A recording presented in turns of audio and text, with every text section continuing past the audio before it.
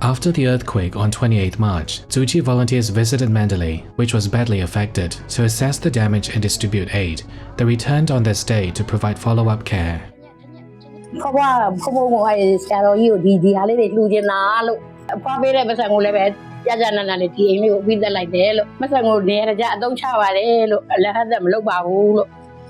ที่มาเลยลูกได้ยินสิเลยไอ้เด็กเลยถ่าๆเขาเนี่ยเนาะไอ้ลูกเลยกูลูกถ่าๆที่ล่ะ Daw Kin Ai, a soap and knife vendor, used the financial aid from Tzu Chi to make basic repairs to her home. With a roof overhead and walls to block the wind, her home is safe and stable. Knowing that Tzu Chi's funds come from donations from all over, she wished to give back by donating her knives to Tzu Chi.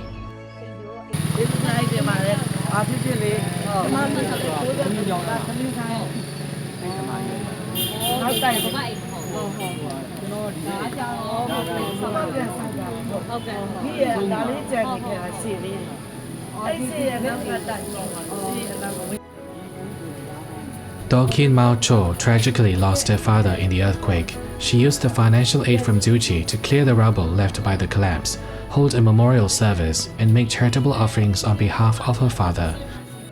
Mentioning her father made her feel overwhelmed with grief. นั่นลาบเจ๊จ่าเลยเพื่อนอุศนแก้ววาลูกเด็กก็ไอ้เสียอีลูเด็กตีลูกเด็กยังงวยลีเลยจะมาเทลูบาเลยสิโอ้ลีลูเด็กเลยกูตัวยาเอาจะมาลูลีเลยอันนี้